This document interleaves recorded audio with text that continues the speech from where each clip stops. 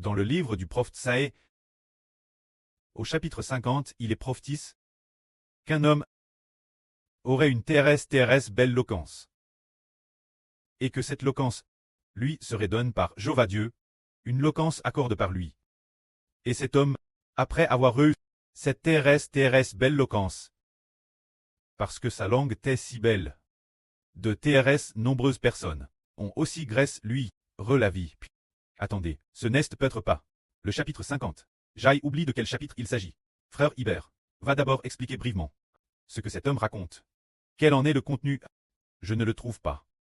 Je ne le trouve pas pour le moment, alors que le frère Hibert le raconte de mémoire au frère est sûr. Je pensais au début que c'était le chapitre 50. Ah, c'est bien le chapitre 50? Le chapitre 50 d'Asaé. Il prophétise qu'un homme a une TRS belle loquence. La Bible dit ceci. Le Seigneur Jéhovah m'a donné la langue des disciples pour que je sache comment par la parole soutenir celui qui est fatigué.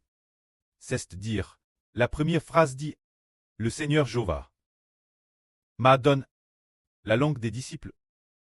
Cette langue est TRS bonne.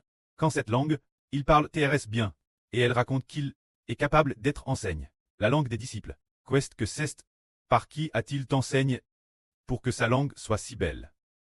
Il a t'enseigne par son Dieu Jéhovah, son pré le Seigneur Jésus-Christ, qui l'a instruit sur ce qu'il doit dire. C'est pourquoi il est dit ici. Le Seigneur Jéhovah m'a donné la langue des disciples pour que je sache comment soutenir par la parole celui qui est fatigué. C'est-à-dire que Dieu le pré Jéhovah a donné quelqu'un une TRS bonne loquence, afin que cet homme sache soutenir par la parole celui qui est fatigué. Alors qui donc aurait une si bonne loquence? Dans l'Ancien Testament, il y avait un homme qui Dieu a donné l'éloquence. Ce moment-là, il a dit, alors que Dieu voulait l'envoyer en Égypte pour faire sortir d'Égypte le peuple de Dieu. Mais il a dit, ah, Jéhovah, j'ai la bouche et la langue embarrasse. Puis Jéhovah Dieu dit, qui a fait la bouche de l'homme et qui rend l'homme muet ou sourd, voyant ou aveugle? N'est-ce pas moi, Jéhovah? Va maintenant, je serai avec ta bouche, et je t'enseignerai ce que tu auras à dire. Cet homme, c'était Mose. Dans l'Ancien Testament, Mose, le pré lui a donné éloquence. Ainsi il a su comment parler Pharaon. Et plus tard, comment a-t-il su comment enseigner le peuple, obéir aux enseignements de Dieu? Le pré a donné Mose une TRS bonne loquence. Mais ensuite, en arrivant au livre du prophète Saé, il est prophétisé qu'un homme, TRS loquent.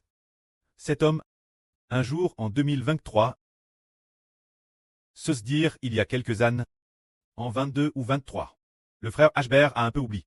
Un jour, le précleste a permis au frère Hbert de voir dans le ciel un livre s'ouvrir. Ce livre TRS pèse, large et long, au milieu du ciel, s'ouvrir. Un petit groupe de personnes était avec le frère Hbert. Alors tout le monde a regardé ce livre descendu du ciel. Ce livre est un grand chef d'œuvre. Alors il a été ouvert. La première page tête, une liste de personnes honorables, peut-être plus de 10 ou plus de 20. Alors, le premier nom était Saint Militaire. Le deuxième nom était Saint Littraire. Ici, chez le Saint Littraire, il t'est écrit Olivier, ce qui signifie que le Saint Littraire est le frère Hbert. Alors Hbert a dit, James particulièrement le Saint Littraire, j'aspire tellement au Saint Littraire. En regardant, qui est l'Olivier? Hbert a dit, ne suis-je pas l'Olivier? Moi, frère Hbert, je suis l'Olivier. Ils savent que c'est la bouche du Saint Littraire. Alors, il est dit ici, donnez une langue de disciple. Se dire la bouche du Saint Littraire. Cette bouche est excellente. Que peut-elle faire pour que je sache comment soutenir par la parole celui qui est fatigué? Se dire. Faire savoir cet homme comment utiliser les paroles pour soutenir ceux qui sont découragés et qui ont abandonné Dieu. Mais tous ceux qui entendent ce fils prêcher la vraie, leur cœur ne sera plus découragé, ils ne seront plus abattus. Mais au contraire plein de foi, se élèveront pour croire au Seigneur et se tourner vers le précleste et le Seigneur. Le précleste et le Seigneur ont alors donné au frère Hbert la bouche du Saint Littraire, tout comme l'assure Rebecca. Un jour de cette année, dans son RVE, a entendu une chanson disant que Ashbert vient devant Dieu pour recevoir la bouche du saint littéraire, afin de proclamer le nom du Seigneur Jésus-Christ et de prêcher l'évangile du Seigneur Jésus, déclarant au nom du Seigneur Jésus-Christ. Et comment? En disant que Ashbert vient devant Dieu pour recevoir la bouche du saint littéraire. Et il a dit, cette bouche est la bouche du saint littéraire. Patonnant, qu'il soit le souverain sacrificateur. Se dire le prêtre qui loue Dieu et enseigne ensuite le peuple. Alors il a te donne une si belle bouche. Alors cet homme, que va-t-il faire? Il est dit ici, le souverain Seigneur Jéhovah me veille chaque matin. Il veille mon oreille pour que j'y scoute comme un disciple. Sache écouter, se dire que chaque jour Dieu veille l'oreille des Ashbert. Comment veiller l'oreille des Ashbert? Pour qu'Ashbert sache écouter, tout comme au début de ce mois, Ashbert a Hervé, de la grand-mère du royaume des cieux. Se dire le royaume des cieux, se dire le royaume de Dieu, une vieille grand-mère pinant l'oreille droite des Ashbert en disant, écoute attentivement. Alors cette grand-mère est en fait le royaume des cieux. Cela ne signifie pas une c'est un pays qui vient du royaume des cieux. L'exhortation proclame dit, écoute attentivement, ce qui signifie, écoutez attentivement quoi? Écoutez la parole de Dieu. Car le prêt chaque jour met sa parole en Ashbert et a ainsi permis aux frères Ashbert de l'enregistrer, puis de l'organiser en chanson, ou bien de l'enseigner aux frères et sœurs. Alors comme il est dit ici, le prêt adonne aux frères Ashbert une terrestre belle bouche, et a ensuite enseigne aux frères Ashbert savoir comment écouter, car le précleste veille chaque jour l'oreille du frère Ashbert, pour que l'oreille des Ashbert soit comme l'oreille d'un disciple, de la madame manière, sachant écouter la parole de Dieu, écouter, comprendre après avoir entendu, et ainsi avec la bouche sainte et instruite, enseigner le peuple de Dieu. Cela prophétise une telle personne, et il est aussi dit que cette personne non seulement a une TRS bonne langue, mais aussi que son oreille entend la voix de Dieu. En réalité, cette voix provient du curé, ce qui a permis au frère Ashbert de comprendre et ainsi de l'enregistrer, ainsi en plus d'avoir une bouche instruite et une oreille capable d'entendre. Il a également accordé une chose au frère Ashbert, l'obéissance. Comme le dit la Bible, le Seigneur souverain Jéhovah m'a ouvert l'oreille.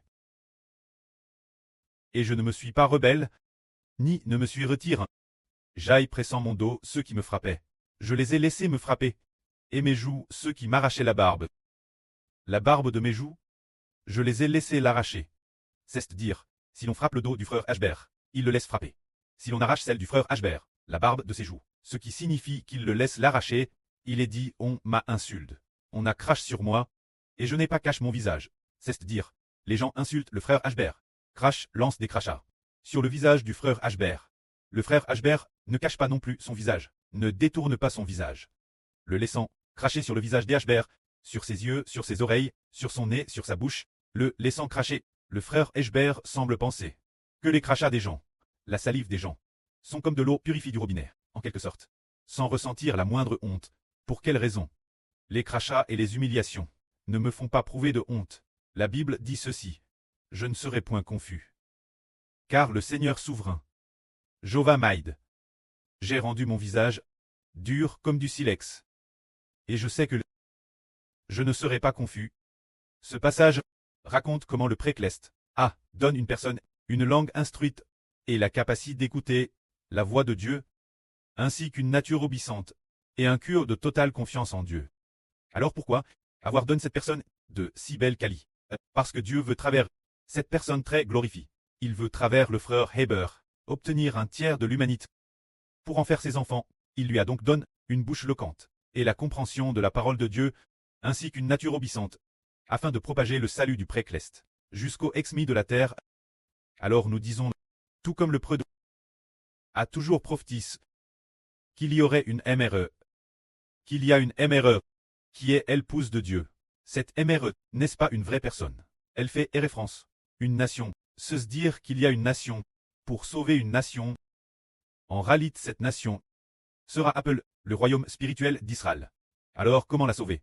En faisant en sorte que cette nation ait des milliers et des millions d'enfants. Ainsi, cette nation sera sauve. Et ses enfants, de qui doivent-ils être les enfants?